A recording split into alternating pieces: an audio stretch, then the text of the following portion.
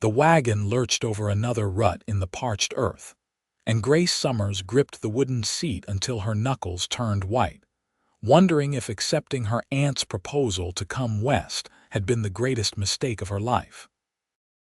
The year was 1878, and the Colorado Territory stretched endlessly before her, a vast expanse of sage and dust that seemed determined to swallow her whole. At 22 years old, she had left Boston behind with little more than 2 trunks and a letter promising honest work at her aunt's boarding house in Silver Reef, a mining town that sat on the edge of civilization itself. The stagecoach driver, a weathered man whose face resembled cracked leather, called down from his perch. "Silver Reef, miss. About another hour if the horses hold up." Grace nodded, though he could not see her through the canvas covering. Her traveling companion, an older woman who had introduced herself as Mrs. Patterson, had disembarked at the last stop, leaving Grace alone with her thoughts and the oppressive heat that seeped through every gap in the wagon's frame. She had expected hardship. Boston society had made it abundantly clear that a woman of modest means and no marriage prospects had few options, and moving west to work for family seemed the only respectable choice available. Her mother had died 3 years prior, her father 2 years before that, and the small inheritance had dwindled to nothing under the care of an uncle who gambled more than he worked. The landscape began to change as they approached Silver Reef. Rocky outcroppings jutted from the earth like broken teeth, and sparse vegetation clung to life wherever it could find purchase. In the distance, Grace could see the town itself, a collection of wooden buildings that looked as though a strong wind might scatter them across the valley. Smoke rose from several chimneys despite the heat, and she could make out the skeletal framework of mining equipment on the hillsides. When the stagecoach finally rolled to a stop in front of the stage office, Grace gathered her carpetbag and waited for the driver to open the door. The sunlight hit her like a physical blow, so bright and harsh that she had to shield her eyes. The street was unpaved, nothing but packed dirt that dust devils occasionally stirred into small cyclones. Men in work clothes moved along the wooden sidewalks, and the sound of a piano drifted from what she assumed was a saloon. "Your trunks, miss," the driver said, depositing her belongings on the ground with less care than she would have liked. "You got someone meeting you." "My aunt owns a boarding house," Grace said, looking around uncertainly. "Mrs. Helen Morrison. Do you know where I might find it?" The driver scratched his beard. "Morrison Place is up the street past the general store. Yellow building, cannot miss it. Want me to help you with these trunks?" "I would be grateful," Grace said, relieved. She had not considered how she might transport her belongings. A voice interrupted from behind her. "I can take the ladies' trunks up to Helen's place." Grace turned to see a man standing in the shade of the stage office awning. He was tall, perhaps 6 feet, with dark hair that curled slightly at his collar and eyes the color of storm clouds. He wore dusty work clothes, a faded blue shirt and brown trousers held up by suspenders, but there was something about the way he carried himself that suggested capability and quiet strength. He looked to be in his mid-20s, with a lean, muscular build that spoke of hard physical labor. "That is kind of you," Grace said carefully, aware that accepting help from strange men was precisely the sort of thing her Boston upbringing warned against. Still, she could hardly drag 2 heavy trunks through the street herself. The man touched the brim of his hat. "Lucas Lane, miss." "I work at the Morrison stable. Your aunt mentioned you were coming today." Relief flooded through Grace. "Grace Summers. Thank you, Mr. Lane." Lucas hoisted one trunk onto his shoulder with an ease that suggested it weighed nothing, then grabbed the other. "Follow me, Miss Summers." "It is not far." Grace collected her carpetbag and followed, trying not to stare at the unfamiliar sights around her. The town was smaller than she had imagined, perhaps only a few dozen buildings in total. Most were constructed of rough-hewn timber, though a few had been built from red sandstone. The general store had a false front that made it appear grander than it was, and she counted 3 saloons just on this street alone. Men outnumbered women at least 10 to 1, and those women she did see wore practical calico dresses and sunbonnets, nothing like the fashionable attire she had left behind in Boston. The boarding house was indeed yellow, though the paint had faded and peeled in places. It was a 2-story structure with a wraparound porch and several rocking chairs positioned to catch whatever breeze might appear.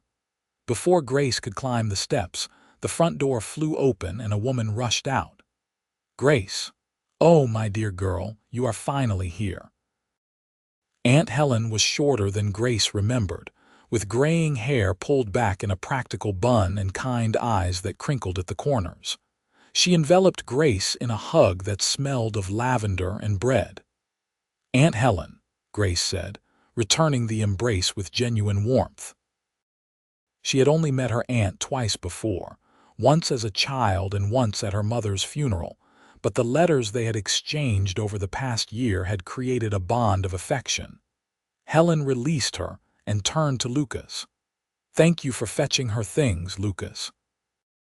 Just take them up to the room at the end of the hall upstairs. The door should be open." "Yes, madam," Lucas said, carrying the trunks inside with the same effortless strength. Helen guided Grace into the boarding house, keeping up a steady stream of conversation. "You must be exhausted from the journey. How many days did it take?" "The roads are terrible this time of year." "Well, they are terrible all the time, truth be told. Are you hungry? Of course you are. I have stew on the stove and fresh bread. Come into the kitchen and sit down." The interior of the boarding house was clean and simply furnished, with worn but comfortable-looking furniture and windows open to catch any hint of a breeze. The kitchen was at the back of the first floor, a large room dominated by a cast-iron stove and a long wooden table. Helen guided Grace to a chair and immediately began ladling stew into a bowl. Lucas appeared in the doorway. "Trunks are upstairs, Mrs. Morrison." "Thank you, dear. Will you stay for supper? I made plenty." Lucas glanced at Grace, and she saw something flicker in his eyes before he looked away. "No, thank you, madam. I should get back to the stable. Got some horses that need tending." "Another time, then," Helen said warmly. "Grace, Lucas handles our horses and does repairs around the property. If you need anything heavy moved or fixed, he is the man to ask." "Thank you again, Mr. Lane," Grace said. "Just Lucas is fine, miss." He touched his hat brim again and left through the back door. Grace found herself watching the space where he had been, though she could not have said why. There was something about him, a quietness that felt different from the reserved politeness of Boston gentlemen. He seemed like a man who spoke only when he had something worth saying. "Eat, dear," Helen urged, placing the bowl in front of her along with a thick slice of bread and butter. "You look half-starved. Do not they feed people on those stage coaches?" The food at the way stations was questionable at best, Grace admitted, discovering she was ravenous as she tasted the stew. It was simple fare, beef and vegetables in a rich broth, but it tasted better than anything she had eaten in days. As she ate, Helen outlined what her life in Silver Reef would entail. The boarding house had 8 rooms upstairs, most of which were occupied by miners and other men who worked in the area. Grace would help with cooking, cleaning, laundry, and general household management. In exchange, she would have her own small room, meals, and a modest salary. "It is hard work," Helen said honestly, "but I think you will find it satisfying. The men who stay here are mostly decent sorts, though they track in more dirt than you can imagine. We serve breakfast at 6 and supper at 7. Laundry is on Mondays and Thursdays. Wednesdays I do the shopping and baking. The rest of the time is spent on general upkeep and whatever needs doing." "It sounds manageable," Grace said, though privately she wondered if she truly understood what she was agreeing to. Her life in Boston had been genteel poverty, scraping by on limited means but still maintaining the appearance of respectability. She had never done truly hard physical labor. "You will adjust," Helen said, as though reading her thoughts. "Everyone does, or they leave. The West has a way of sorting people out quickly. Now, let me show you your room so you can unpack and rest. Tomorrow we'll come early." Grace's room was small but clean, with a narrow bed, a washstand, a small wardrobe, and a window that looked out over the back of the property. She could see a stable and corral from her vantage point, and as she watched, Lucas emerged leading a chestnut horse. He moved with an easy grace, talking to the animal in a voice too low for her to hear. The horse followed him like a dog, clearly accustomed to his handling. She unpacked her belongings with care, hanging her few dresses in the wardrobe and arranging her toiletries on the washstand.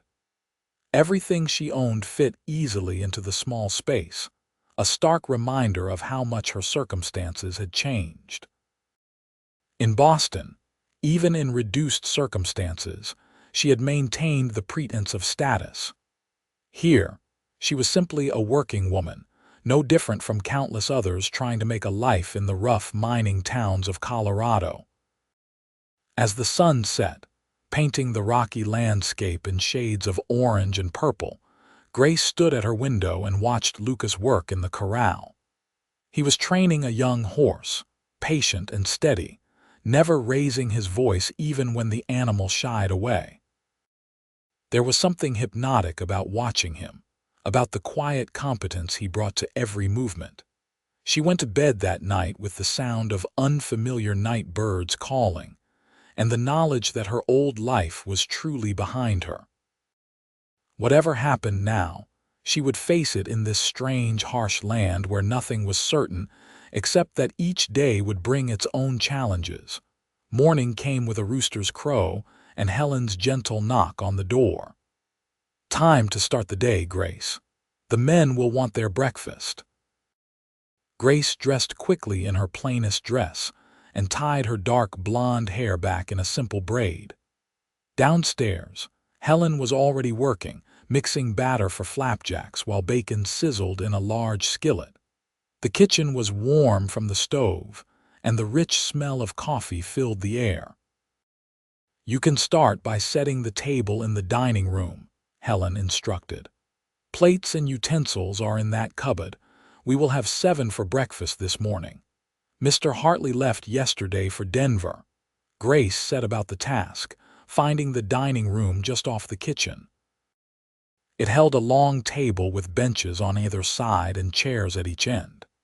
She was placing the last fork when she heard boots on the stairs and male voices in conversation. The boarders filed in, most of them middle-aged men with weathered faces and calloused hands.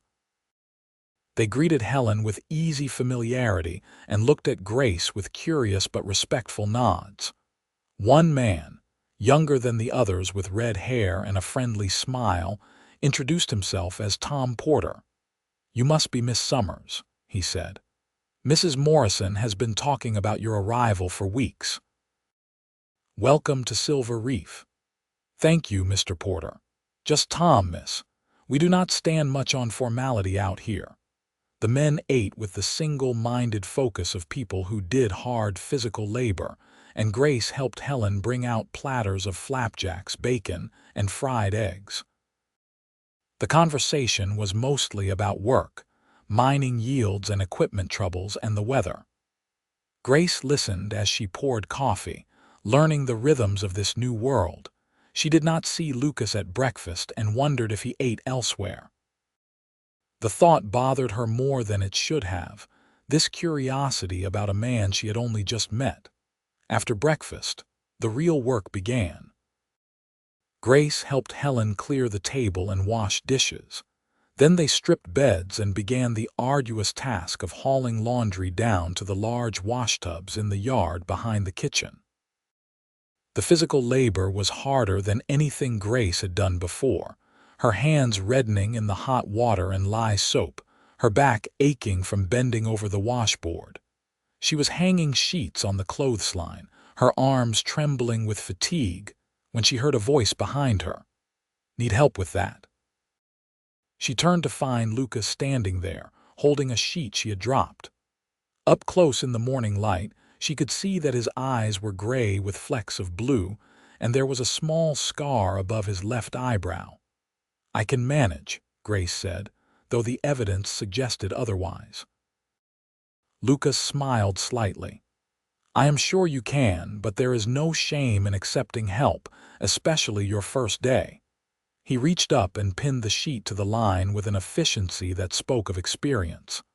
"I grew up helping my mother with laundry.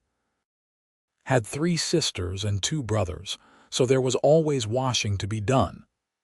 "You have a large family," Grace said, pinning up another sheet with his assistance. "Had," Lucas corrected gently. "Lost most of them to fever about 10 years back. Just me and my youngest sister left, and she is married and living in Kansas City now." "I am sorry," Grace said and meant it. She knew the particular pain of losing family.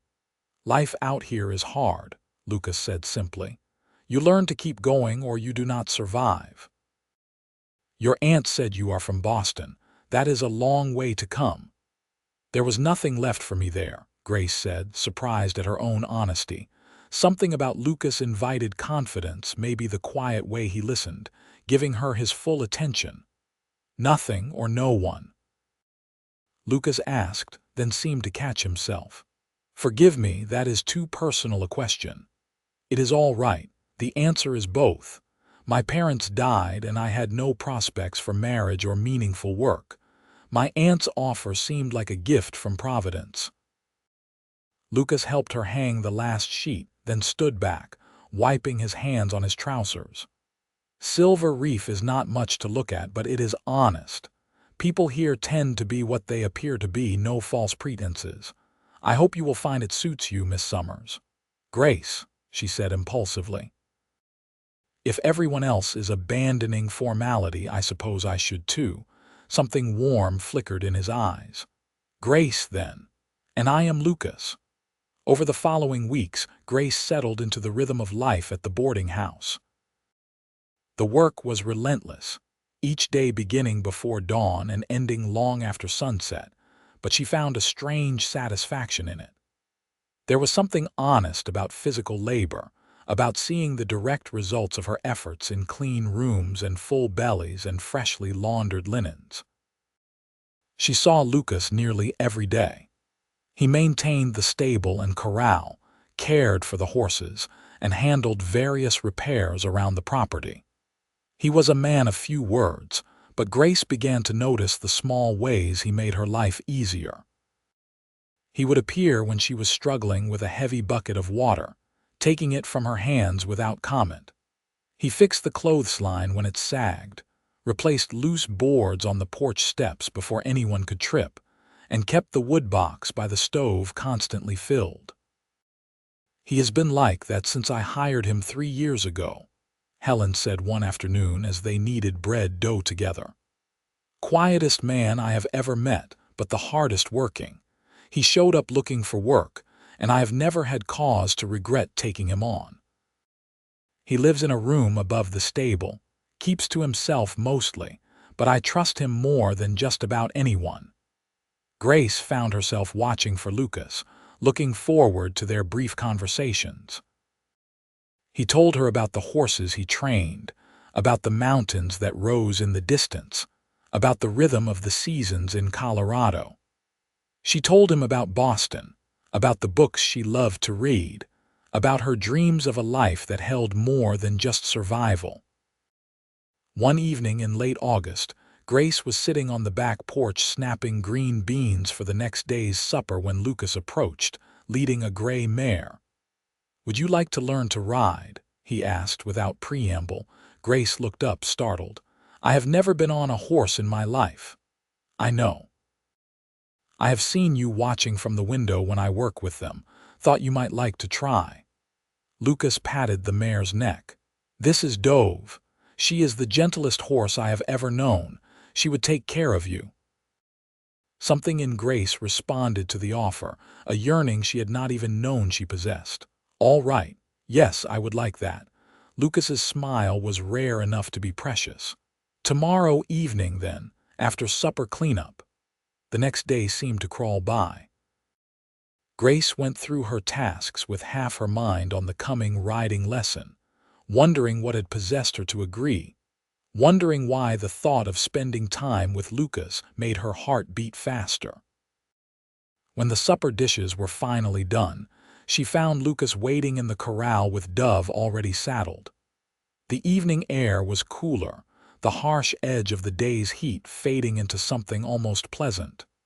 First, you should get to know her, Lucas said, guiding Grace to the mare's head.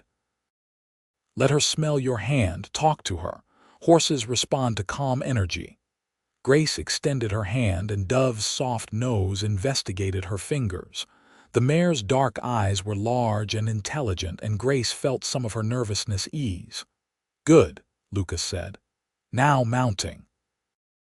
Put your left foot in the stirrup, grab the saddle horn and swing your right leg over. I will help you. It was harder than it looked, requiring more coordination than Grace possessed. She tried twice and failed, feeling foolish, but Lucas was patient. Try again, he encouraged. You are thinking too much. Just move. On the third attempt, with Lucas's hand steadying her waist, Grace managed to get into the saddle. The ground suddenly seemed very far away, and she clutched the saddle horn with both hands. I have you, Lucas said quietly. His hands were still on her waist, and she could feel the warmth of them through her dress. Take a breath. Feel how she moves beneath you. She is not going anywhere I do not tell her to go. Grace forced herself to breathe, to relax her death grip on the saddle horn. Lucas kept one hand on Dove's bridle and began walking, leading the horse in a slow circle around the corral. The motion was strange at first, the rocking gait nothing like riding in a carriage, but gradually Grace began to understand the rhythm of it. That is better, Lucas said. You are a natural. They circled the corral as the sun set, the sky turning brilliant shades of orange and pink. Lucas talked her through the basics of sitting properly, of keeping her heels down and her back straight, but his voice was more encouragement than instruction. When he finally helped her down, Grace's legs were shaky but her spirit was soaring. Thank you, she said, standing perhaps closer to him than was strictly proper. That was wonderful. Lucas looked down at her, and something passed between them in that moment, something unspoken but profound. He reached up and tucked a strand of hair behind her ear, his fingers gentle. Same time tomorrow, he asked, his voice rougher than usual. Yes, Grace whispered. Tomorrow. The riding lessons became the highlight of Grace's days. Every evening after supper, she would meet Lucas in the corral, and he would teach her more about handling Dove. As her confidence grew, he let her take the reins, guiding her with patient instructions. But it was more than just learning to ride. It was the conversations they had as the sun set, the way Lucas opened up about his dreams of owning his own ranch someday, the way Grace found herself sharing hopes she had never voiced before. I want land, Lucas said one evening as Grace walked Dove in lazy circles. Not a lot, but enough. A place where I could raise horses properly, build a real house, have something that is mine. I have been saving every dollar I can spare for 3 years now. How much more do you need? Grace asked. Lucas shrugged. Depends on the land. There is a piece about 10 miles from here, up in the foothills. The owner might be willing to sell at a fair price. Another year, maybe 2, and I could make an offer. Grace heard the longing in his voice and understood it. She wanted belonging too, wanted roots in this strange land that was becoming less strange with each passing day. September arrived with cooler mornings and the first hints that summer would not last forever. Grace had been in Silver Reef for 2 months, and the work that had once seemed impossibly hard had become manageable. Her hands had developed calluses, her arms had grown stronger, and she moved through her days with a confidence she had never possessed in Boston. But it was her growing feelings for Lucas that occupied most of her thoughts. She had never experienced anything like this before, this constant awareness of another person, this desire to be near him. In Boston, men had occasionally paid her court, but those interactions had been governed by strict social rules and the cold calculus of financial suitability. What she felt for Lucas was entirely different, rooted in genuine admiration and the kind of attraction that made her pulse race when he entered a room. She thought perhaps he felt the same. There were moments when she caught him watching her with an expression that made her breath catch. His hands lingered when he helped her down from Dove. He found excuses to be near her, to help with tasks she could have managed alone. One Saturday in late September, Helen announced that she needed supplies from town and suggested Grace go to give her a break from the boarding house routine. Grace walked the short distance to the general store, enjoying the relative freedom of being out on her own. She was examining a display of ribbon when she overheard two women talking on the other side of a shelf. "That is her, the one who came from back east to help Helen Morrison," one woman said in a stage whisper that was clearly meant to be overheard. "Pretty thing," the other replied. "I have seen her with Lucas Lane. Seems quite friendly if you ask me. Well, she had better be careful. A woman's reputation is fragile out here, even more than back east. Working in a boarding house full of men, spending her evenings alone with the stable hand, people notice these things." Grace felt her cheeks burn. She had been so caught up in her own feelings that she had not considered how her behavior might appear to others. She made her purchases quickly and returned to the boarding house, the joy of the day dimmed. That evening, when Lucas appeared for her riding lesson, Grace made an excuse about being tired. She saw the disappointment in his eyes but could not bring herself to explain. If she tried to talk about it, she might say too much, reveal feelings that should remain hidden. "Tomorrow, then," Lucas said, and she heard the question in his voice. "Perhaps," Grace said, and fled into the house before she could weaken. She avoided him for 3 days, throwing herself into work and making sure she was never alone where he might catch her for a conversation. She saw the hurt in his eyes and hated herself for it, but the overheard conversation had reminded her of realities she had been ignoring. She was a woman alone in the world with no prospects. Lucas was a hired hand saving for a dream that might never materialize. Whatever she felt for him, whatever he might feel for her, there was no future in it. On the 4th day, Helen cornered her in the kitchen after breakfast. "What happened between you and Lucas?" "Nothing," Grace said, scrubbing a pot with more force than necessary. "Grace Summers, I was not born yesterday. That boy has been moping around like a lost puppy and you have been jumping at shadows. Did he do something improper?" "No," Grace said quickly. "Lucas has been nothing but a gentleman. It is just that I realized people were talking, and I thought it best to maintain some distance." Helen made an exasperated sound. "People always talk, especially in small towns. You could be a nun and they would find something to gossip about. If you care for Lucas, which you clearly do, and he cares for you, which anyone with eyes can see, then what does it matter what some biddies with nothing better to do think?" "It matters because I have to live here," Grace said, finally voicing her real fear. "I have to maintain my reputation. I cannot afford to be seen as improper." Helen was quiet for a moment, then she took the pot from Grace's hands and set it aside. "Sit down, dear." Grace sat at the kitchen table and Helen joined her, taking her hands. "I am going to tell you something about Lucas that he probably will not tell you himself," Helen said. "When he came here 3 years ago, he was running from tragedy. His whole family died of fever, and he was the only one who survived. He worked himself nearly to death for a year, taking any job he could find, saving every penny because he had decided that the only way to honor his family was to build something lasting, something that would make them proud. He came to Silver Reef because land is cheaper here than in Kansas, and he has been working toward his dream ever since." "I know about his family," Grace said softly, "but do you know that in 3 years, I have never seen him look at any woman the way he looks at you?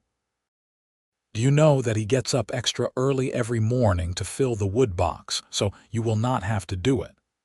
That he makes sure your riding lessons happen in full view of anyone who cares to look, because he respects you too much to compromise your reputation?"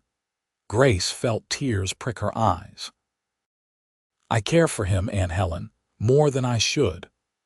"Why more than you should?" "Because he is a stable hand.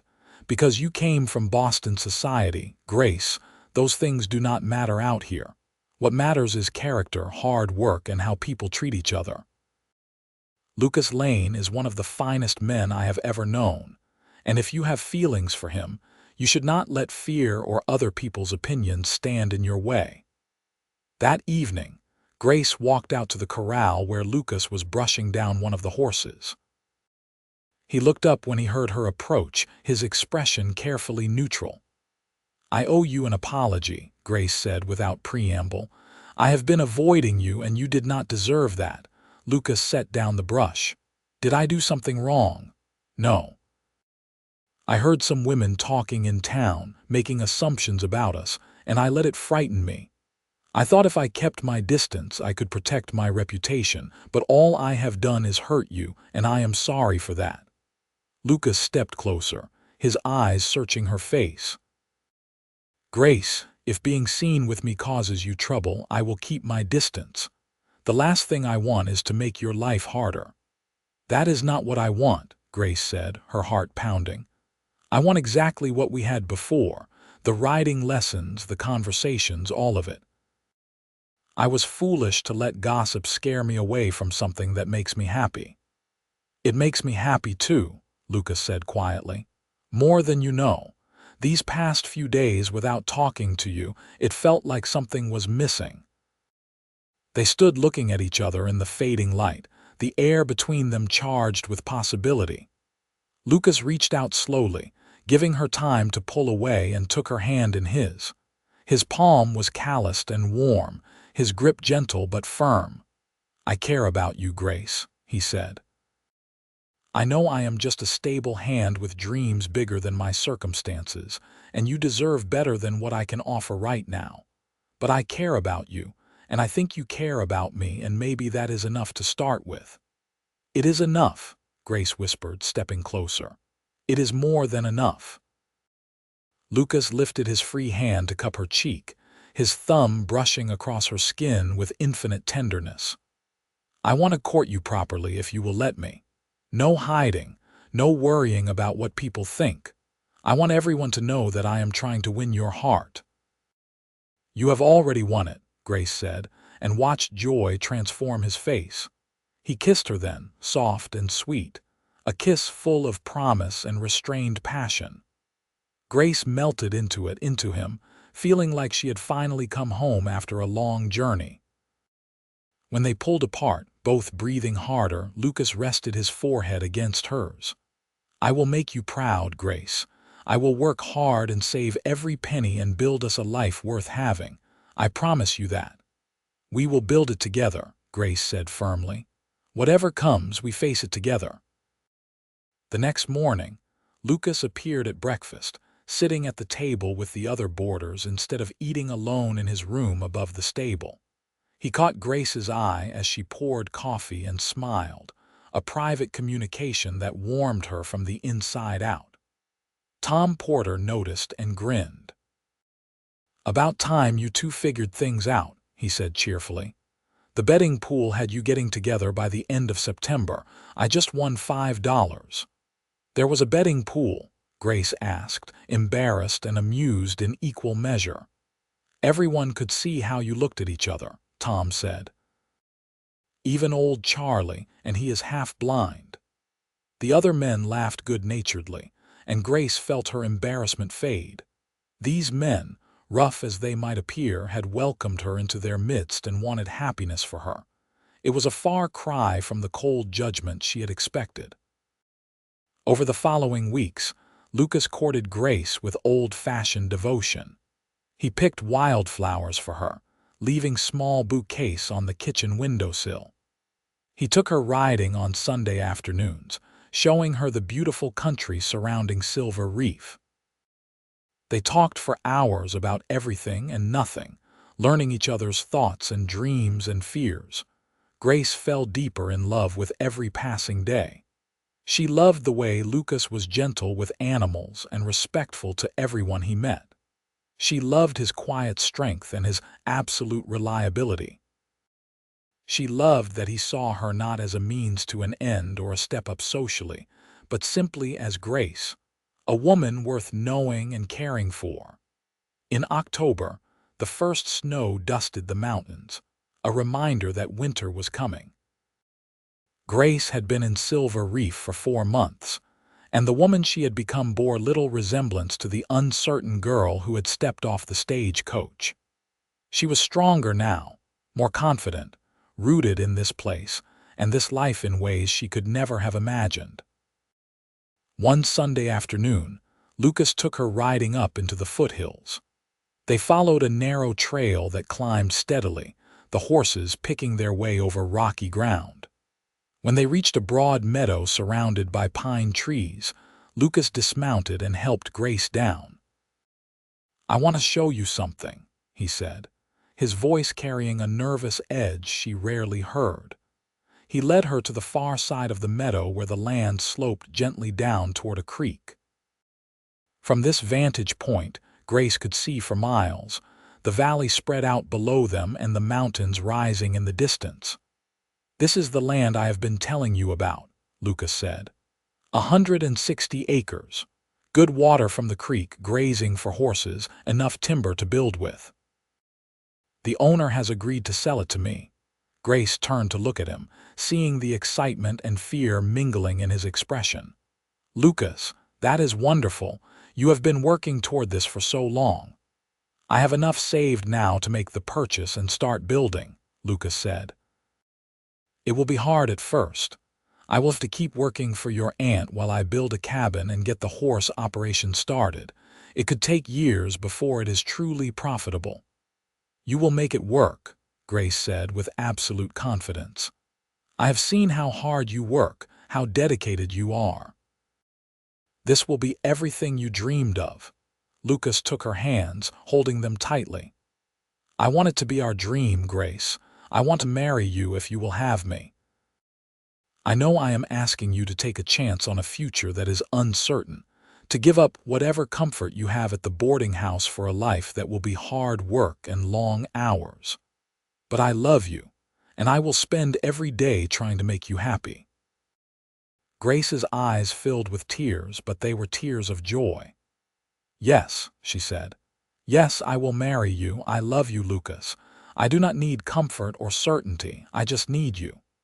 Lucas pulled her into his arms, holding her so tightly she could barely breathe, and she did not care. When he kissed her, it was with a passion that had been building for months, deep and thorough and full of promise. They were married 3 weeks later in a simple ceremony at the small church in Silver Reef. Grace wore a new dress that Helen had helped her make, pale blue calico with lace at the collar and cuffs. Lucas wore his best clothes, his hair freshly cut and his face shaved smooth. Helen cried happy tears, and Tom Porter stood up as Lucas's best man. Most of the town turned out for the ceremony, proving that the gossips who had once worried Grace held far less sway than the good people who wished them well. After the ceremony, they had a celebration at the boarding house. Helen had prepared a feast, and the boarders contributed bottles of whiskey and wine. There was music and dancing, and Grace found herself swept from partner to partner while Lucas watched with amused tolerance. When he finally claimed her for a waltz, holding her close in the cleared dining room, Grace felt like the luckiest woman alive. "Happy," Lucas murmured against her ear. "Happier than I ever imagined possible," Grace said honestly. "I came here expecting hardship and struggle, and instead I found you." "We will still have hardship and struggle," Lucas said with practical honesty, "but we will face it together." They spent their wedding night in Lucas's room above the stable, which he had cleaned and decorated with wildflowers and candles. Grace had been nervous, her understanding of marital intimacy limited to vague warnings and euphemisms. But Lucas was patient and gentle, taking his time to ease her fears and show her the beauty of their physical connection. Afterward, lying wrapped in his arms with the sound of horses moving peacefully below, Grace felt a completeness she had never known. This man, this place, this life, it was all so different from what she had expected, and yet it was exactly what she needed. The next morning, they began their life together in earnest. Lucas continued working for Helen while spending every spare moment on his new land. Grace helped her aunt during the week and joined Lucas on weekends, the two of them camping in the meadow and beginning the hard work of building their future. They marked out where the cabin would sit, taking advantage of the natural protection of a rock outcropping and the view down the valley. Lucas felled trees and stripped logs while Grace helped however she could, cooking meals over a campfire and working alongside him when extra hands were needed. The work was backbreaking, especially as winter approached. They raced against the weather, trying to get at least a basic structure erected before the heavy snows came. Lucas worked from dawn until dark, his hands blistered and his muscles aching, but Grace never heard him complain. She saw instead the satisfaction in his eyes as the cabin began to take shape, the walls rising log by log.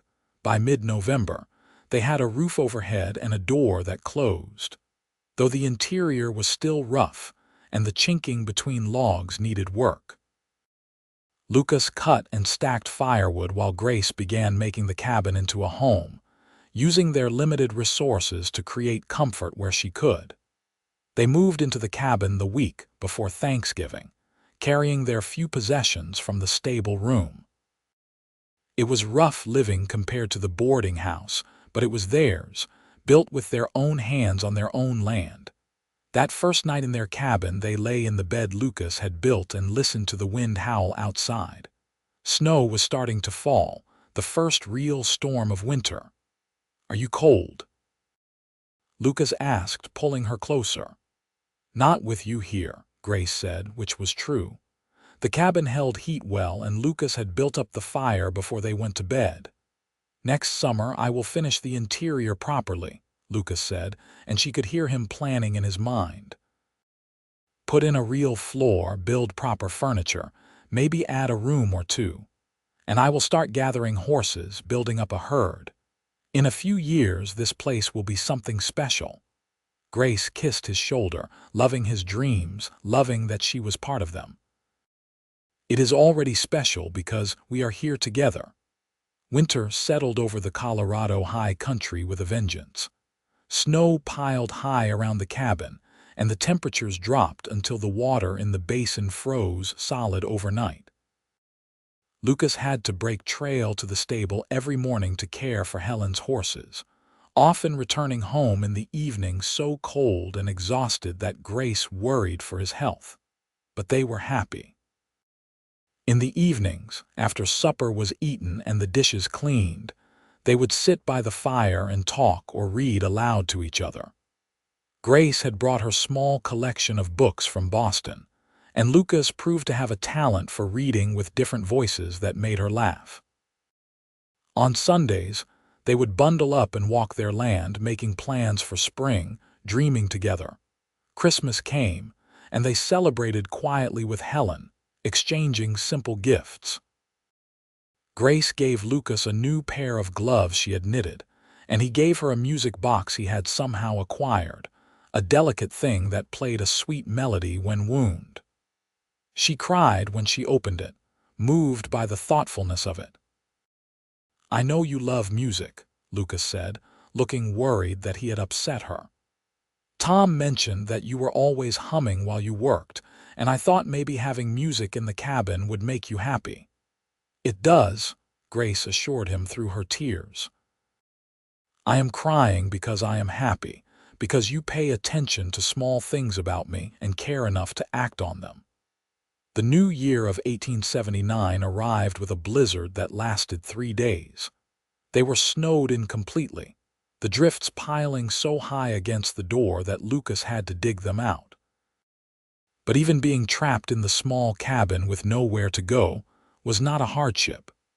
They made the best of it, playing cards, telling stories, making love in the warmth of the feather bed while the storm raged outside. When the snow finally stopped and they dug themselves out, the world was transformed into a pristine white landscape that sparkled in the sunlight. Lucas went to check on Helen and the horses, and Grace set about making a path to the woodpile and preparing food for when he returned. She was mixing cornbread when she heard Lucas return, stomping snow from his boots on the porch. He came in with red cheeks and bright eyes. "Everything all right at the boarding house?" Grace asked. "Fine. Helen sends her love and some bacon." He set the wrapped package on the table. "I saw Tom in town. He said there is a dance planned for next Saturday at the community hall to celebrate surviving the worst of winter. Would you like to go?" Grace smiled. "I would love to. I have not danced since our wedding." The dance was exactly what the community needed after weeks of being trapped by weather. People came from all around, filling the small hall with laughter and music. Grace wore her best dress and danced until her feet hurt, whirling from Lucas's arms to other partners and back again. She noticed women who had once gossiped about her going out of their way to be friendly, complimenting her dress and asking about the cabin. Grace realized that by marrying Lucas, by committing to building a life here, she had become part of the community in a way that simply working at the boarding house had never achieved. Late in the evening, she stepped outside for some air and found herself joined by one of the women from the general store, a middle-aged lady named Mrs. Fowler. "I owe you an apology, Mrs. Lane," the woman said directly. "I was one of the people who gossiped about you and Lucas last summer. I judged without knowing, and I am sorry for that. You and your husband are a credit to this town." Grace was surprised by the apology but accepted it graciously. "Thank you for saying so, Mrs. Fowler. I appreciate it. You make him happy," Mrs. Fowler continued. "Lucas was like a ghost when he first came here, working himself to the bone and barely speaking to anyone. Since you arrived, he has come alive. Love does that to people, makes them more themselves." Back inside, Grace found Lucas and pulled him onto the dance floor for a slow waltz. As they moved together, perfectly in sync, she thought about Mrs. Fowler's words. Love had transformed them both. She was no longer the uncertain girl from Boston, and Lucas was no longer the grief-stricken young man running from tragedy. They had built something new together, something that honored the past while embracing the future. Spring arrived slowly, the snow melting in fits and starts as warm days alternated with cold snaps. As soon as the ground thawed, Lucas began working on expanding the corral and building a proper barn. Grace planted a garden, coaxing vegetables from the rocky soil with determination, and the advice of neighboring women who had learned the tricks of high-altitude gardening. In April, Lucas brought home their first 2 horses, young mares with good bloodlines that he had purchased from a rancher selling off stock. He was as excited as a child at Christmas, leading Grace out to admire them. "This is the beginning," he said, his arm around her waist as they watched the horses explore their new home. "2 mares now, and I have leads on a good stallion. In a few years, we will have our own breeding stock, horses that will be known throughout Colorado." "I believe it," Grace said, and she did. Lucas had a gift with horses, a natural understanding that could not be taught. She had seen him gentle the wildest animals with patience and kindness, earning their trust through consistency and respect. By June, they had established a comfortable routine. Lucas worked with his horses and took on training jobs from neighboring ranches. Grace managed the household and the garden, and also began taking in sewing and mending from town, adding to their income however she could. Money was tight, but they were making progress, building toward the life they envisioned.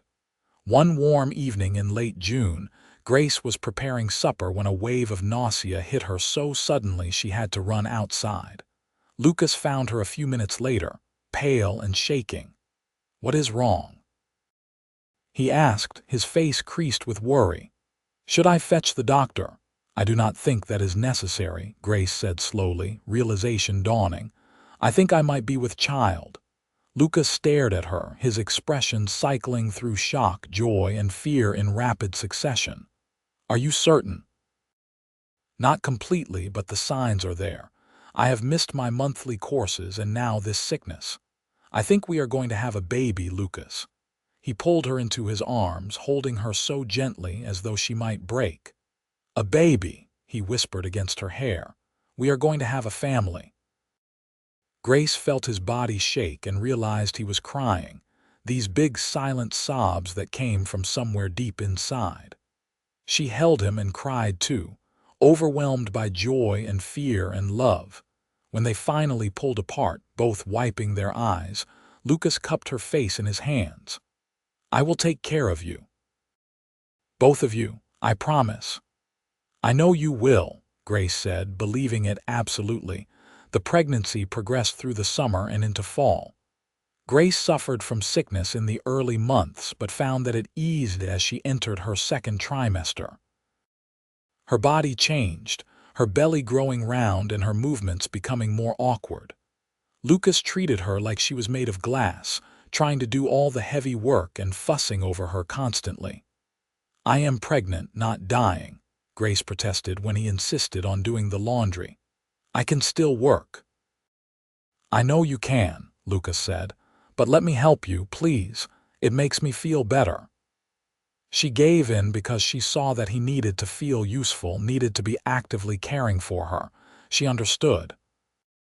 After losing so much of his family, the thought of anything happening to her or their baby terrified him.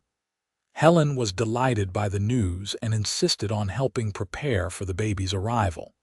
She showed Grace how to make tiny clothes and knit small blankets. Together, they prepared a cradle that had been in Helen's family for generations, sanding and polishing the wood until it gleamed. By October, Grace's belly was large and her back ached constantly.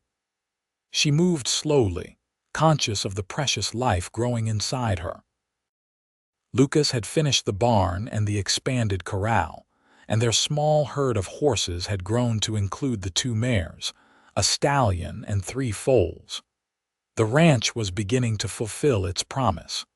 One evening in late November, Grace woke Lucas in the middle of the night. "It is time," she said calmly, though inside she was terrified. "The baby is coming." Lucas went pale but moved quickly. He had prepared for this, had run through the plan a dozen times. He helped Grace into the main room and got the fire built up while sending Tom Porter, who sometimes helped with the horses and was sleeping in the barn, to fetch the midwife from town. The labor was long and hard. Grace had known it would be difficult, but the reality exceeded her worst imaginings. She labored through the night and into the next day, with Lucas never leaving her side.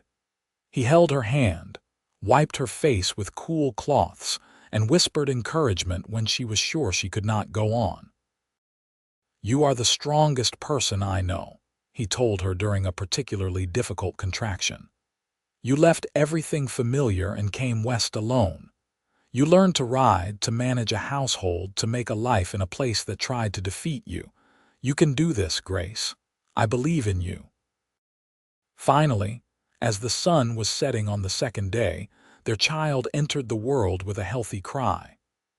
The midwife, a capable woman named Mrs. Stevens, cleaned the baby and wrapped it in a soft blanket before placing the bundle in Grace's arms. "You have a son," she announced. Grace looked down at the tiny face, red and wrinkled and perfect, and felt her heart expand in ways she had not known were possible. The baby had dark hair like Lucas and looked up at her with unfocused eyes. Lucas knelt beside the bed, his face wet with tears as he looked at his son. "He is beautiful," he whispered. "Grace, you did such a good job. He is perfect." "Would you like to hold him?" Grace asked, and carefully transferred the baby to Lucas's arms. She watched her husband cradle their son with infinite gentleness, saw the wonder and love and fierce protectiveness cross his face. In that moment, she knew that whatever challenges they faced, whatever hardships the future held, they would face them as a family. "What should we name him?" Lucas asked. They had discussed names but never settled on one. Now, looking at their son, Grace knew exactly what felt right. "Samuel," she said. "Samuel Lucas Lane, after your father and you." Lucas looked up at her, his eyes shining. "My father would have loved him, would have loved you." "Then let Samuel carry his name forward," Grace said. "Let him be a new beginning for the Lane family." Mrs. Stevens stayed for 3 days, helping Grace learn to nurse the baby and recover from the birth. Helen visited as often as she could, bringing food and baby clothes and endless advice. Tom Porter carved a small wooden horse for the baby, presenting it shyly and turning red when Grace thanked him. The first weeks with a newborn were exhausting. Samuel needed to eat constantly, and Grace was tired in a way she had never experienced before. But there were moments of transcendent joy too, the way Samuel's tiny hand curled around her finger, the sweet milk smell of him, the expression on Lucas's face when he held his son. Lucas was a devoted father from the first moment. He would walk the floor with Samuel at night when the baby was fussy, singing old songs in his pleasant baritone. He changed diapers without complaint and could soothe Samuel from crying to calm with practiced efficiency. "You are a natural," Grace said one evening, watching Lucas rock the baby to sleep. "I had practice with my younger siblings," Lucas said. "I practically raised my youngest sister after my mother got sick. I guess it stuck with me." Christmas that year was small but joyful. They decorated the cabin with pine boughs and cranberry strings. Lucas carved a small rattle for Samuel, and Grace made him a soft cloth ball. On Christmas morning, they sat by the fire as a family, Samuel sleeping peacefully in the cradle while Lucas and Grace exchanged quiet words of love and gratitude.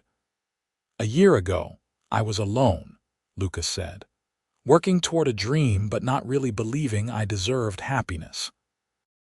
Now I have you and Samuel and this life we have built. I am the luckiest man alive." "We are both lucky," Grace said, nestled against his side. "We found each other against all odds. We built something real and lasting." The winter of 1879 into 1880 was milder than the previous year, which was fortunate with a baby in the house. Samuel grew rapidly, his unfocused newborn gaze sharpening into alert interest in the world around him. By spring, he was smiling and starting to laugh, his happy disposition making him a favorite with everyone who met him. Lucas's horse training business was gaining a reputation. Ranchers from as far as 50 miles away brought their difficult horses to him, and he gentled them with the same patience and respect he showed all animals. The money was good, allowing them to expand the barn and purchase more breeding stock. Grace found her own rhythm as a mother, learning to manage the household and care for Samuel simultaneously. She discovered reserves of strength she had not known she possessed, and a fierce love that would have terrified her in its intensity if it had not also felt so natural. One warm day in May, she was hanging laundry while Samuel napped in a basket nearby when she heard horses approaching. Looking up, she saw 3 riders coming up the path to the cabin. Lucas was working with a horse in the corral and saw them at the same time, his body language shifting to alert wariness. The riders were rough-looking men, armed and trail-worn. Grace felt a spike of fear but held her ground as they reined in their horses. "Help you gentlemen?" Lucas asked, moving to put himself between the men and Grace. The lead rider, a man with a scar across his cheek and cold eyes, looked around the property with obvious assessment. "Heard there was good horse flesh here. Looking to buy a couple mounts." "I mostly train, not sell," Lucas said evenly. "But I could point you toward some ranchers who might have horses available." "Rather buy from you," the scarred man said. He dismounted without waiting for permission, his companions following suit. "Nice place you got here. Pretty wife, by the looks of it." "My wife is none of your concern," Lucas said, his voice hardening. "And I said I am not selling. I suggest you move along." The scarred man's hand moved toward his gun, and Grace felt her heart stop. But before anything could happen, Samuel woke and began to cry, his wail cutting through the tension. The scarred man's expression shifted, something like disgust crossing his face. "You got a baby here. Hell, we are not in the business of scaring families. Come on, boys. Let us try the next spread." They mounted up and rode off, leaving Grace shaking. Lucas came to her immediately, pulling her into his arms. "Are you all right? Did they touch you?" "I am fine," Grace said, though her voice trembled. "Who were they?" "Outlaws, most likely, looking to steal rather than buy." The mention of Samuel probably saved us. Even hardened men usually draw the line at robbing families with babies. Lucas held her tighter. "I should get a dog, something to warn us when people approach, and I am going to teach you to shoot." "To shoot?" Grace repeated, startled. "This is still wild country, Grace. I need to know you can protect yourself and Samuel if I am not here. Will you let me teach you?" Grace thought about the scarred man's cold eyes and nodded. "Yes, teach me." Lucas was true to his word. He acquired a dog, a large mixed breed with an intimidating bark and a gentle temperament around Samuel, who he named Bear. And he taught Grace to handle a rifle and a pistol, spending hours helping her practice until she could hit what she aimed at more often than not. "I hope you never have to use these skills," Lucas said after one practice session, "but I sleep better knowing you have them." Life settled back into a comfortable routine. Samuel continued to grow, reaching each milestone with healthy enthusiasm. By his first birthday in late November of 1880, he was walking and starting to say simple words. They had a small party with Helen and Tom and a few neighbors who had become friends. That winter, Grace discovered she was pregnant again. Lucas was overjoyed, though he worried about her going through another difficult labor. "Every pregnancy is different," Helen assured him. "Grace is stronger now, and she knows what to expect. She will be fine." The second pregnancy was easier than the first. Grace suffered less sickness and found that caring for an energetic toddler while growing another baby was exhausting but manageable. Lucas had hired a young man named Peter to help with the horses, which took some of the burden off him and allowed him to be more present for his family. In July of 1881, Grace gave birth to their second child, a daughter they named Lily Helen Lane after the wildflowers Grace loved, and the aunt who had made their life possible. The labor was shorter and less traumatic than Samuel's birth, and Grace recovered quickly. Lucas cradled his daughter with the same tender wonder he had shown with Samuel, but Grace could see something different in his expression as he looked at Lily's tiny face. "What are you thinking?" she asked.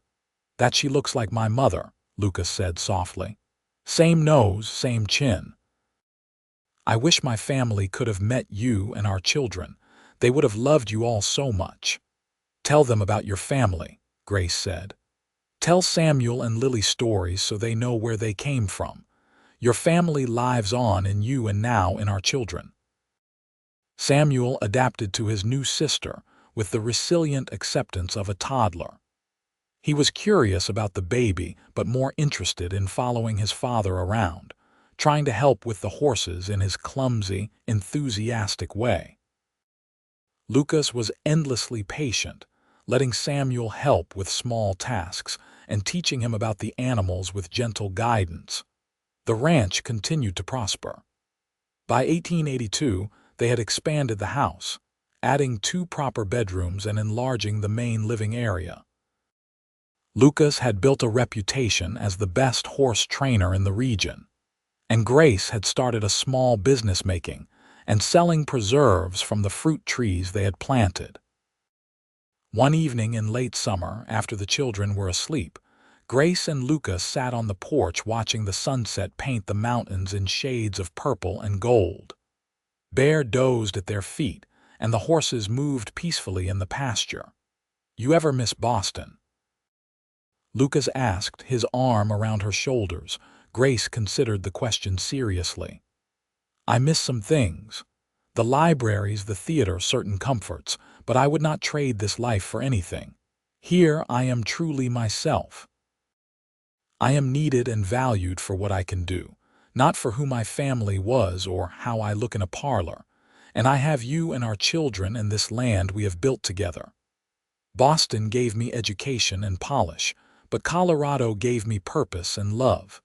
Lucas kissed her temple. "I think about the day you arrived sometimes. You looked so out of place stepping off that stagecoach in your traveling dress, all proper and scared but trying not to show it. I never imagined that the pretty woman from Boston would become my whole world." "I was terrified," Grace admitted. "I expected everything to be hard and unwelcoming. I expected to simply endure. Instead, I found you, and you gave me comfort and love when I needed it most. You showed me that hardship shared is bearable and that joy shared is multiplied." They sat in comfortable silence as the stars began to appear in the darkening sky. Inside, one of the children stirred and then settled back into sleep. The night sounds of the ranch surrounded them, horses shifting in the barn, an owl calling from the pines, the gentle sigh of wind through the grass. The following years passed in the blessed rhythm of family life. Samuel grew into a thoughtful, gentle boy who shared his father's gift with animals. By the age of 6, he could gentle a skittish colt with patient persistence, working alongside Lucas with a seriousness that made Grace's heart swell. Lily was bright and energetic, the kind of child who asked endless questions and approached the world with fearless curiosity. In 1884, Grace gave birth to their 3rd child, another boy they named James.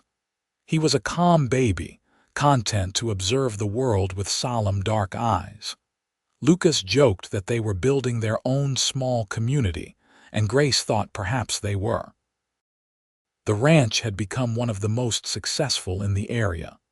Lucas's horses were sought after throughout Colorado and into neighboring territories. He had hired 3 permanent hands and built a bunkhouse to accommodate them. The original small cabin was now part of a larger complex that included the expanded house, a proper barn, several outbuildings, and extensive corrals. Grace had her own successes. Her preserves were sold in stores throughout the region, and she had started teaching other women her techniques for high-altitude gardening. She was known as someone who could make things grow where others failed, coaxing abundance from reluctant soil through knowledge and persistence. Helen remained a constant presence in their lives, aging gracefully, but still running her boarding house with efficient warmth. She doted on her great-niece and great-nephews, and they loved her unreservedly. Tom Porter had married a widow from town and started his own freight business, but he remained a close friend, often stopping by with gifts for the children. One afternoon in the spring of 1886, Grace was working in her garden when a stagecoach rolled up to the house. It was unusual to have visitors arrive this way, as most people either rode horses or came in wagons. She wiped her hands on her apron and went to greet the unexpected guest. A woman emerged from the coach, well dressed in the style that suggested money and East Coast origins. She was perhaps a few years older than Grace, with auburn hair and a face marked by time and worry. "Can I help you?" Grace asked politely. The woman looked around with an expression Grace could not quite read. "Is this the Lane Ranch? I am looking for Lucas Lane." "He is my husband," Grace said, a protective instinct rising. "May I ask your business with him? I am Margaret Collins. I was born Margaret Lane." The woman smiled tentatively. "I am Lucas's sister." Grace felt shock ripple through her. Lucas had said his younger sister lived in Kansas City, but they had not heard from her in years. "Please, come inside. I will fetch Lucas. He is in the barn with the children." She settled Margaret in the front room and hurried to find Lucas. He was showing Samuel how to check a horse's hooves while Lily and James played in a pile of hay. His face transformed when Grace told him who had arrived. "Maggie is here, truly, in the house." She said her name is Margaret Collins now. Lucas dropped the horse's hoof and ran, leaving Grace to follow more slowly with the children. By the time she reached the house, Lucas and Margaret were locked in a tearful embrace, both talking at once. "I thought I had lost you," Lucas was saying. "I wrote so many letters but never heard back." "We moved several times," Margaret said through her tears. "Your letters must have gone to old addresses. I only recently learned where you had settled. I had to see you." Grace herded the children into the kitchen, giving the siblings privacy for their reunion. Through the doorway, she could hear them catching up, Lucas telling Margaret about his life and Margaret sharing her own story. Her husband had died the previous year, leaving her comfortable but alone. She had come west seeking the only family she had left.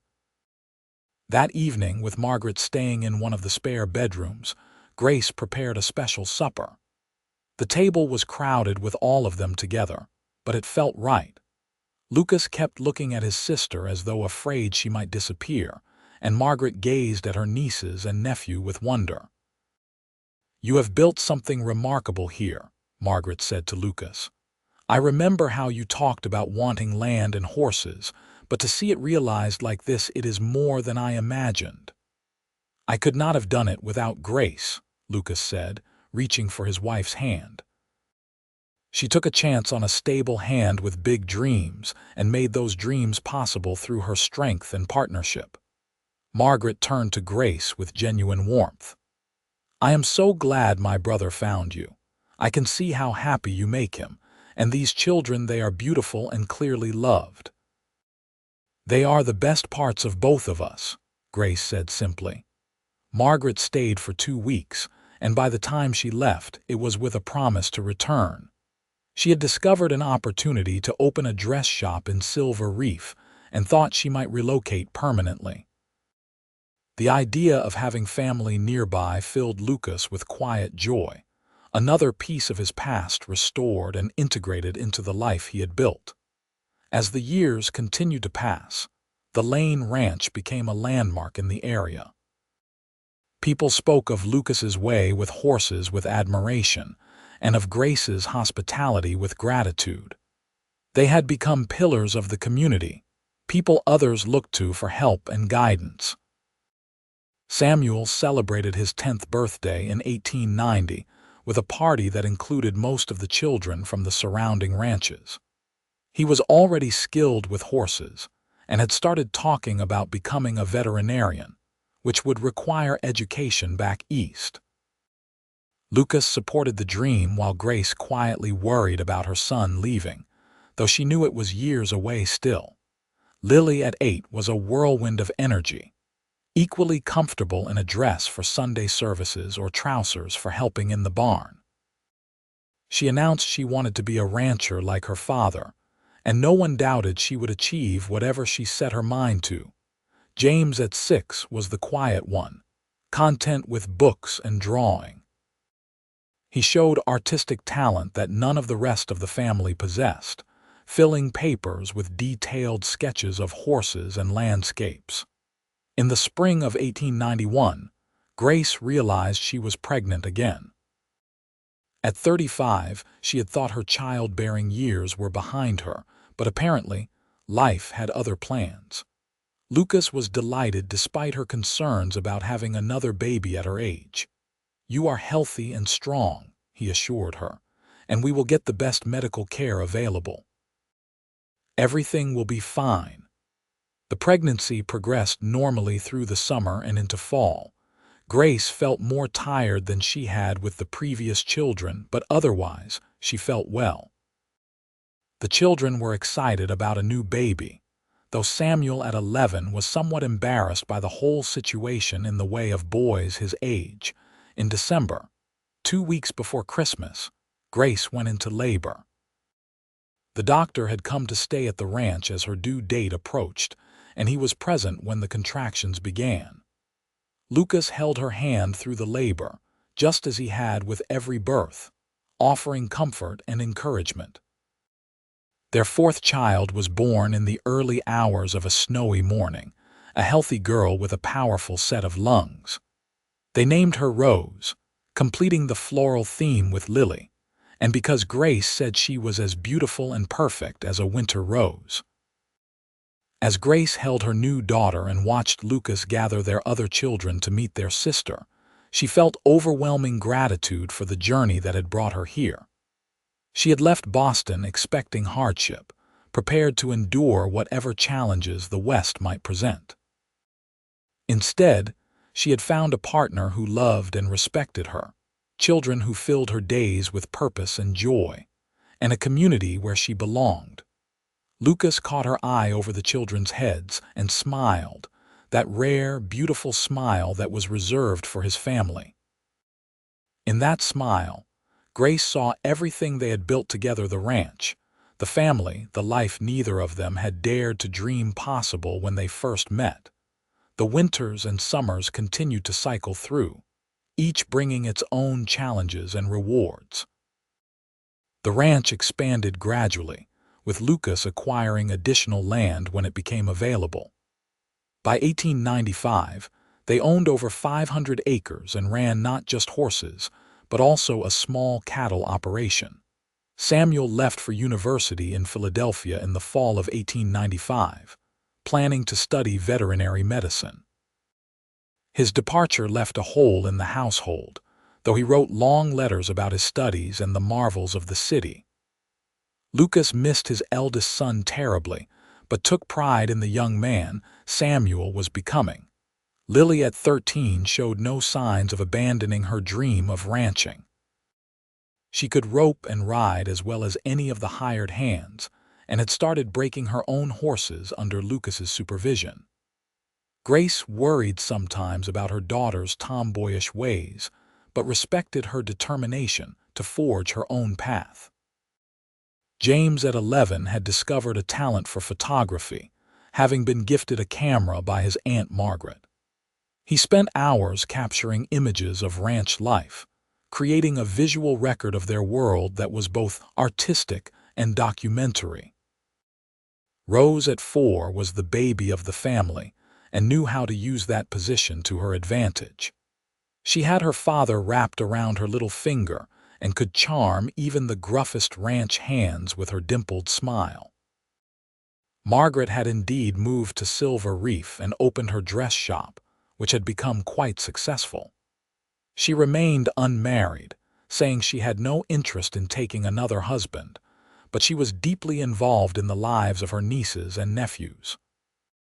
She and Grace had become genuine friends, their different backgrounds enriching their relationship rather than dividing them.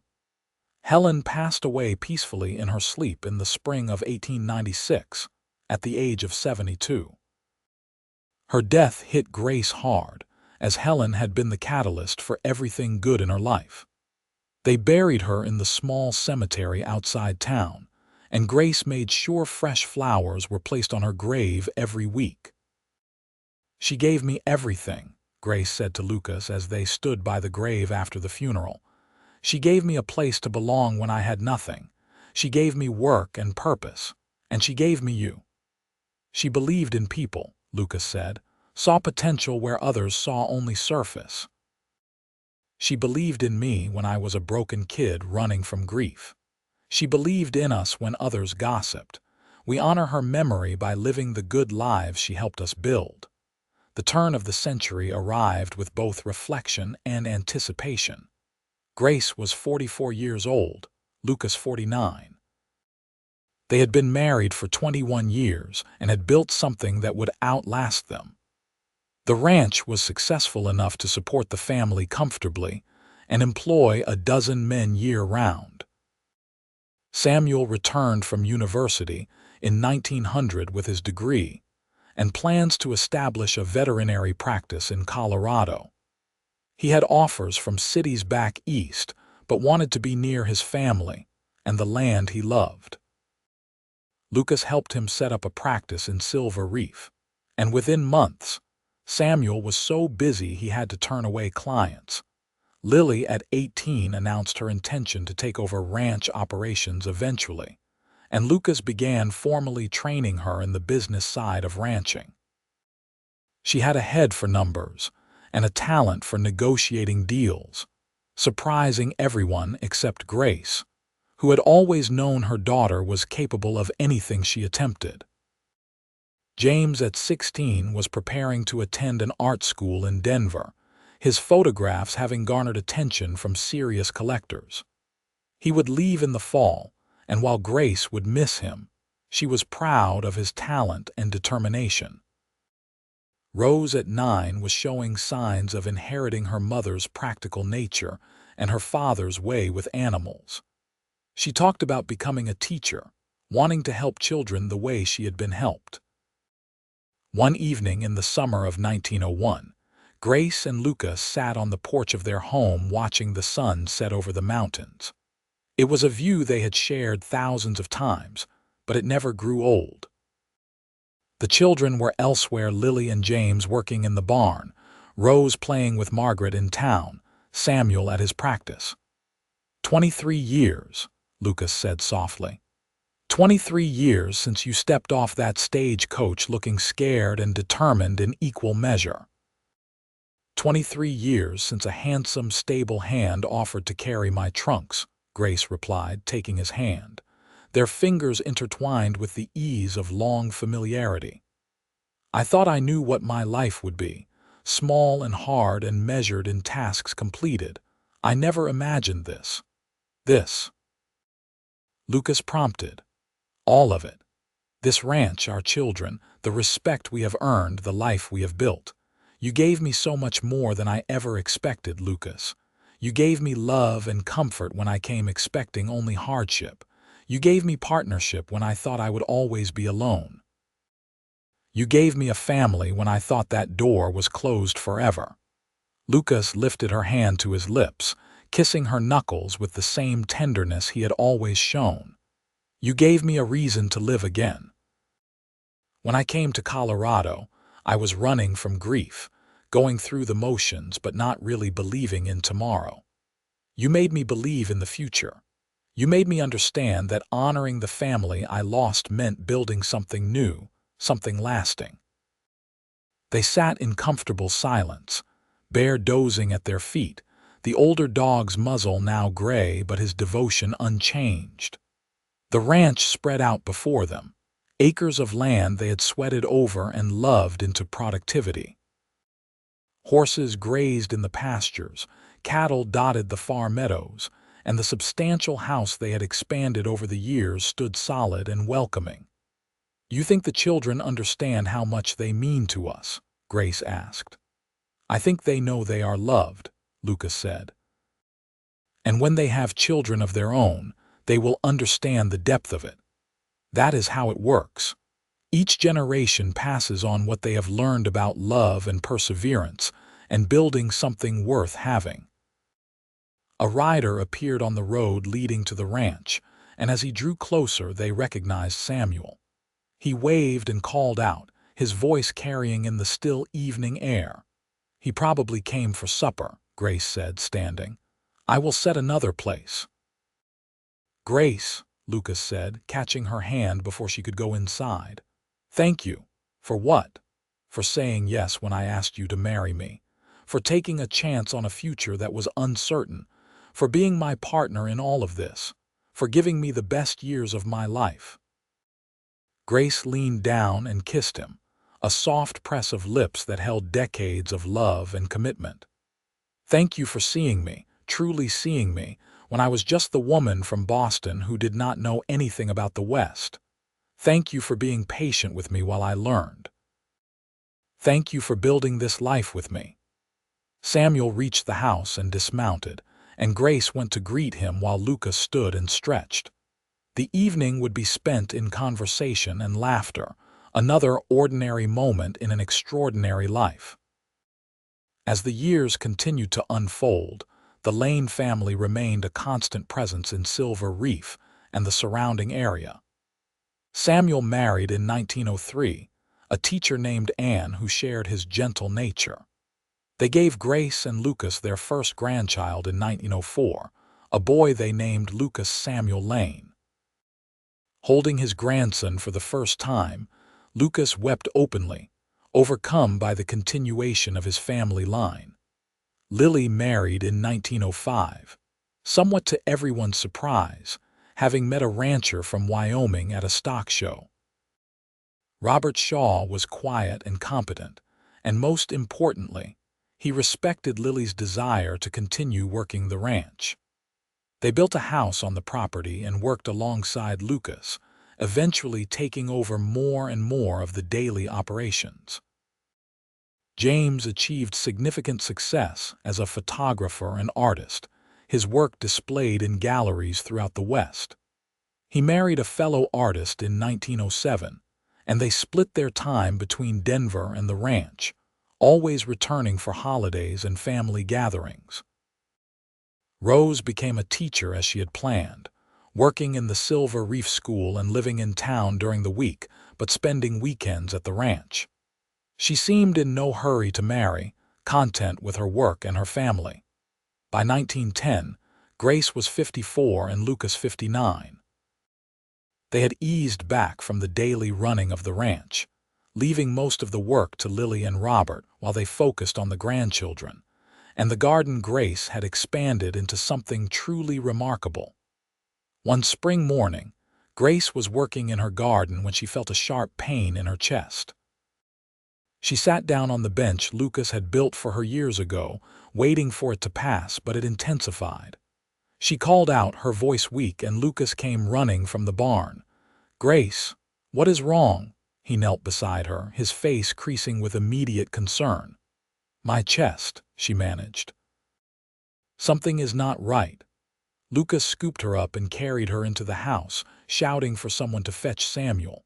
The doctor, who was Samuel's colleague, arrived quickly and examined Grace with gentle thoroughness. "Her heart," he said quietly to Lucas after the examination.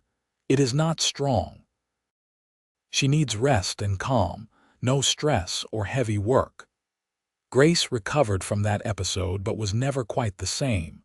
Her energy was diminished, and Lucas watched her with worried eyes. He insisted she rest, taking over all her tasks and refusing to let her overdo. "I feel useless," Grace protested one afternoon. "You are not useless," Lucas said firmly. "You are the heart of this family. Let us take care of you the way you have taken care of us all these years." Grace did improve somewhat, learning to manage her condition with rest and the medications the doctor provided. She could not do heavy work anymore, but she could still sit in her garden, still hold her grandchildren, still be present for the family she loved. In the summer of 1912, with all their children and grandchildren gathered for a celebration of Lucas and Grace's 33rd wedding anniversary, Grace looked around the crowded table and felt complete contentment. Samuel and Anne were there with their 3 children. Lily and Robert had brought their 2. James and his wife Clara were visiting from Denver. Rose had come from town. Margaret, now in her 60s but still vibrant, sat at the far end. The table held food from Grace's recipes, prepared by her daughters and daughters-in-law. The conversation was loud and loving, the children's laughter punctuating adult discussions. Lucas sat at the head of the table with Grace at his right hand, his fingers intertwined with hers.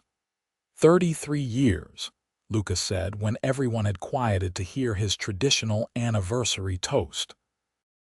33 years ago, I married the most remarkable woman I have ever known. She came to Colorado expecting hardship and struggle, and I like to think I gave her something different. Comfort and love, yes, but more than that, partnership and respect, and a life we built together from nothing. Grace, you are the best decision I ever made. Thank you for every day, every challenge overcome, every joy shared. To Grace and Lucas, Samuel called out, and everyone raised their glasses. Grace could not speak past the lump in her throat, so she simply squeezed Lucas's hand and let her eyes say what words could not. She had come west alone and uncertain, and she had found everything she had never dared to hope for. The evening continued with music and dancing, with children playing and adults talking. As the sun set and the stars emerged, Grace stood with Lucas's arm around her waist and watched their family, the legacy they had created together. Grace's health remained fragile but stable for the next few years. She adapted to her limitations with the same practical determination she brought to everything, finding ways to contribute that did not tax her failing heart. She taught Rose to preserve the fruits and vegetables from the garden. She read to her grandchildren and told them stories of Boston and the early days in Colorado. She sat with Lucas in the evenings, the two of them needing fewer words as the years went on, communication happening in glances and touches. By 1915, Lucas himself was slowing down. At 64, years of hard physical labor had taken their toll on his body. He had arthritis in his hands and knees, but he refused to fully retire, still working with the horses he loved even when his children begged him to rest. One autumn afternoon, Grace was sitting in her favorite chair by the window when Lucas came in from the barn, moving stiffly. He lowered himself into the chair beside her with a groan. "Getting old is not for the weak," he said wryly. "We have earned every ache and pain," Grace replied. "We have lived full lives, Lucas. We built something real and good. Our children are happy and successful. We have grandchildren who will carry on what we started. Not many people can say that." Lucas reached for her hand, holding it gently. "When I think about that first day, seeing you step off the stagecoach looking so lost and trying so hard not to show it, I cannot believe how lucky I was. If I had not been there, if I had not offered to carry your trunks, if you had not given me a chance, our whole lives would have been different." "I think we were meant to find each other," Grace said. "All the pain and loss that brought us both to Colorado, all the circumstances that had to align perfectly, it was all leading us to that moment. Some things are just meant to be." They sat together as the afternoon light faded, two people who had weathered everything life threw at them and emerged stronger for it. The ranch was quiet, most of the hands having finished their work for the day. In the distance, they could hear Lily talking to the horses, her voice carrying the same patient tone her father had always used. "She will take care of this place," Lucas said. "Lily has the passion for it. Samuel has his practice, James has his art, Rose has her teaching. But Lily has the ranch in her blood. It will be in good hands." "All our children are doing well," Grace said. "We gave them roots and wings just as parents should. They know where they come from and they know they can go anywhere. That is all we could have hoped for." As 1916 arrived, both Grace and Lucas continued to decline gradually. They spent most of their days together, reminiscing about the past and enjoying the present. The family gathered often, knowing that time was precious. One spring morning in 1917, Grace woke to find Lucas watching her with soft eyes. "I have been thinking," he said, "about everything we have been through together. The struggles and the triumphs, the sorrows and the joys, and I realized that I would not change a single thing. Every moment brought us here to this life, to this family. It was all worth it." Grace smiled, though tears slipped down her cheeks. "I was so scared when I came here, so alone, and you made everything better. You gave me a home and a family and a purpose. You loved me when I felt unlovable. You believed in me when I did not believe in myself. How could I have known that the quiet man who carried my trunks would become my whole world?" "I loved you from almost the first moment," Lucas confessed. "I watched you tackle every challenge with such determination. You never complained, even when the work was backbreaking. You just rolled up your sleeves and did what needed doing. You were strong and capable and beautiful, and I thought I had no chance with someone like you. But you saw something in me worth loving, and that changed everything." They spent the day quietly, sitting together and watching the ranch come alive with spring activity. Their grandchildren visited, and Grace held each one, memorizing their faces and telling them how much she loved them. That night, Grace went to sleep in Lucas's arms as she had for nearly 4 decades. In the morning, she did not wake. Her heart, which had struggled for years, had finally given out peacefully in her sleep. Lucas was devastated. The family gathered, and they laid Grace to rest in the cemetery beside Helen, under the wide Colorado sky she had come to love. The funeral was attended by hundreds of people, a testament to the lives Grace and Lucas had touched. In the weeks after Grace's death, Lucas seemed to fade. Without his partner, his other half, he lost his anchor. He spent hours sitting in Grace's garden, talking to her as though she could still hear him. The family worried, but they understood. 66 years old and having lost the love of his life, Lucas was grieving in his own way. On a warm evening in late June, Lily found her father in the garden, sitting on the bench with a peaceful expression on his face. He had passed quietly, his heart simply stopping as he sat in the place Grace had loved best. They buried Lucas beside Grace, their graves marked with a simple stone that read, "Grace and Lucas Lane." They built a life of love and left a legacy of family, together forever. The ranch continued under Lily and Robert's capable management. Samuel's veterinary practice thrived and was eventually taken over by one of his sons. James's photographs of ranch life and the changing West became historically significant. Rose taught for 40 years, influencing generations of children in Silver Reef. The Lane Ranch remained in the family for generations, each one adding to what Grace and Lucas had started. The story of the woman from Boston who came west expecting hardship and found love instead became family legend, told and retold to children and grandchildren. The original cabin, expanded and improved over the years, was preserved as part of the larger ranch complex. Grace's garden continued to bloom each spring, tended by daughters and granddaughters who learned the techniques she had developed. Lucas's horses bred true, their bloodlines sought after throughout the West, In Silver Reef, now a small city rather than a rough mining town, the Lane family was remembered with respect and affection. A street was named for them. The boarding house Helen had run was preserved as a historical site, with plaques telling the story of Grace Summers, who had arrived in 1878 and helped build a community. The love story of Grace and Lucas became the foundation upon which everything else was built. It was a story of two people who found each other against the odds, who chose to build together rather than endure alone, who created something lasting from determination and devotion. Grace had come west expecting hardship, prepared to simply survive. Instead, she had found a cowboy who gave her comfort and love, who saw her strength and cherished her spirit, who built a life with her that exceeded any dream she had dared to dream. And in finding Lucas, she had found herself capable and strong, worthy of love, able to thrive in a harsh land because she was not facing it alone.